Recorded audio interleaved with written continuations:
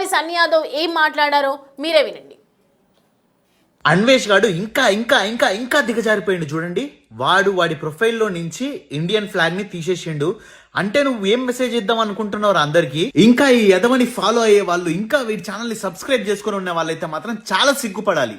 గత 4 సంవత్సరాలుగా నా ఇన్స్టాగ్రామ్ ప్రొఫైల్ పిక్చర్ చూడండి, మన ఇండియన్ నేషనల్ ఫ్లాగ్ ఇదే ఉందన్నమాట. అప్పట్లో మోడీ గారు ఒక పిలుపునిచ్చారు అనమాట, అందరూ ఇండియన్ ఫ్లాగ్ ని పెట్టుకోండి అని చెప్పేసి. అప్పటి నుంచి నేను తీయలేదు. ఇది నేను మన దేశానికి ఇచ్చే వాల్యూ అండ్ రెస్పెక్ట్. మీరు నన్ను ఫాలో చేస్తారా లేదా అనేది మీ ఇష్టం, కానీ ఖచ్చితంగా అన్వేష్ గారిని అయితే మాత్రం అన్ఫాలో అండ్ అన్సబ్స్క్రైబ్ అయితే చేసేసేయండి. ఇట్లాంటి టెర్రరిస్ట్ గాళ్ళు ఇండియాకి చాలా చాలా చాలా డేంజర్. చాలా మంది అన్వేష్ గాడు పెద్ద ధైర్యవంతుడు, అబ్బా వీడు ఎవరిని పడతా అని మాట్లాడతారు అని చెప్పేసి అనుకుంటారు కదా.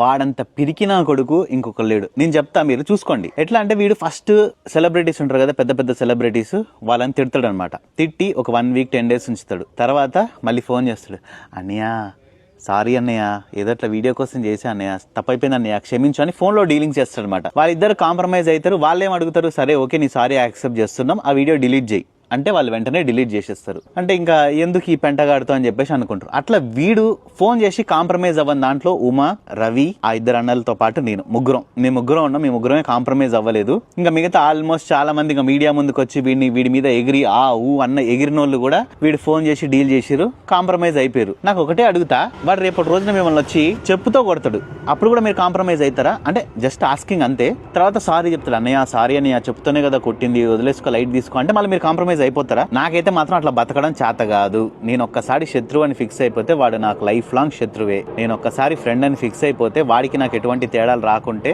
వాడు నాకు లైఫ్ లాంగ్ ఫ్రెండే.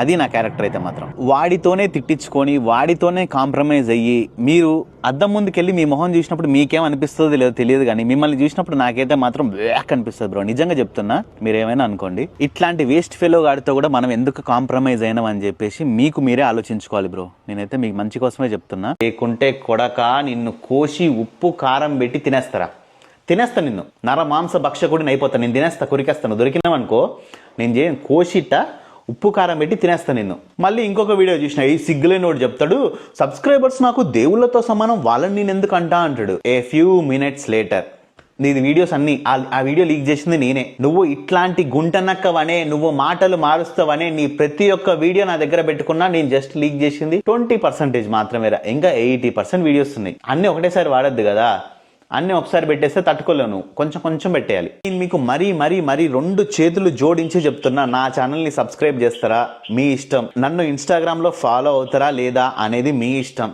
కానీ ఇంకా ఎవరైనా కానీ అన్వేష్ గాడి ఇన్స్టాగ్రామ్లో కానీ వాడి 2 యూట్యూబ్ ఛానల్లో కానీ ఎవరైనా కానీ ఇంకా ఫాలో అవుతూ ఉంటే మాత్రం వెంటనే అన్సబ్స్క్రైబ్ చేసేసేయండి. ఇన్స్టాగ్రామ్లో అన్ఫాలో కొట్టేసి అన్నిటినీ ఇన్స్టాగ్రామ్లో రిపోర్ట్ కొట్టండి. అండ్ అంతే యూట్యూబ్లో కూడా వాడి 2 ఛానల్స్కి రిపోర్ట్లు కొట్టండి. యాజ్ ఏ ఇండియన్స్గా మనకున్న ఫస్ట్ పని ఇప్పుడు ఏమన్నా చేయాల్సింది ఏమన్నా ఉందంటే ఈ యదవ యొక్క 2 ఛానల్స్ అండ్ అంతే ఇన్స్టాగ్రామ్ ఐడిని రిపోర్ట్ చేయడం మాత్రమే. దేశం గురించి ఇంకొక యూట్యూబర్ ఎవడన్నా మాట్లాడాలన్నా కూడా వాడికి ఉచ్చబడిపోవాలి. చెప్తున్నా కదా, ఇప్పుడు వీడికి మనం కానీ బుద్ధి చెప్పలేదంటే నెక్స్ట్ ఇంకొకటి వస్తాడు, ఇండియా గురించి ఇంకా మళ్ళీ తప్పుగా మాట్లాడుతాడు. మళ్ళీ ఇంకొకటి వస్తాడు, ఇంకోటి కూడా తప్పుగా మాట్లాడతాడు.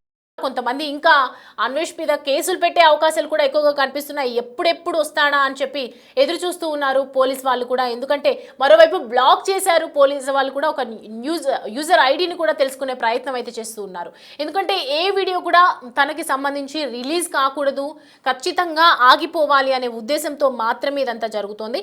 అయితే భయ్యా సన్నీ యాదవ్ రియాక్షన్ ఇట్లా ఉంది. ఇప్పటివరకు కేసెస్ ఏం నమోదయ్యాయి, ఏం మాట్లాడుతున్నారు, అసలు నాన్ వేషన్ పరిస్థితి ఏంటి, ఇదంతా కూడా మా ప్రతినిధి సాగర్ మనకి అందిస్తారు.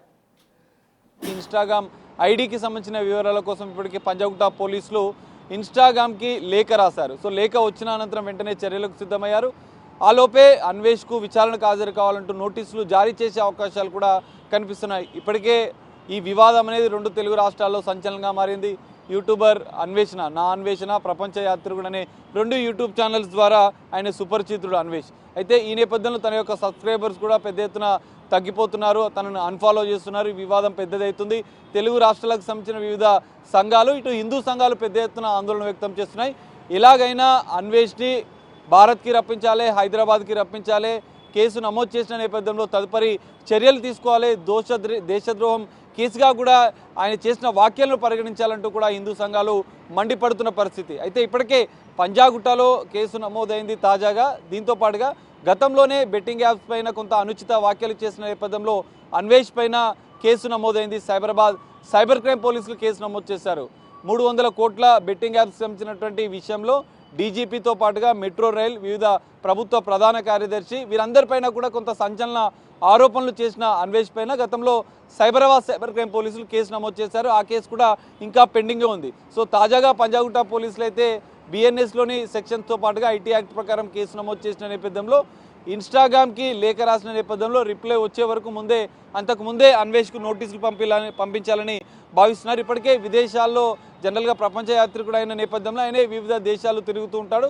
సో వివిధ దీవుల్లోకి ఆయన వెళ్ళిపోయినట్లుగా ఇప్పటికే పోలీసులు అనుమానిస్తున్న నేపథ్యం. సో త్వరలో అతనికి నోటీసులు ఇచ్చి విచారణకు హాజరు కావాలంటూ కూడా పేర్కొనే అవకాశాలు కనిపిస్తున్నాయి. మరి ఇన్స్టాగ్రామ్ ఐడి నుంచి లేఖ వచ్చిన అనంతరం కూడా పోలీసులు ఎలాంటి చర్యలు తీసుకుంటారు, విచారణకు పిలిస్తే మరి అన్వేష్ హాజరవుతాడా లేదా తప్పించుకునే ప్రయత్నం చేస్తాడా అనేది కూడా చూడాల్సిన పరిస్థితి. సో ఈ కేసు పైన చర్యలు తీసుకుంటే బెట్టింగ్ యాప్స్లో సైబరాబాద్ సైబర్ క్రైమ్ పోలీసులు నమోదైన కేసు పైన కూడా తదుపరి చర్యలు తీసుకునేందుకైతే పోలీస్ శాఖ సిద్ధమైనట్లుగా కూడా తెలుస్తుంది. మరి అన్వేష్ చేసినటువంటి వ్యాఖ్యలకు సంబంధించిన వీడియో డిలీట్ చేసినప్పటికీ కూడా ఇన్స్టాగ్రామ్ వచ్చినటువంటి లేఖ ఆధారంగా తదుపరి చర్యలకైతే పోలీసులు సిద్ధమైనట్లు కూడా తెలుస్తుంది. మరి త్వరలో నోటీసులు ఇస్తారు. నోటీసులకు అన్వేష్ ఎలా స్పందిస్తాడు, విచారణకు హాజరవుతాడా, మరి హైదరాబాద్కి ఆయన వచ్చి విచారణకు హాజరవుతాడా లేదా నోటీసులకు ఎలాంటి రిప్లై ఇస్తాడనేది మాత్రం చూడాల్సిన పరిస్థితి. సుమతి.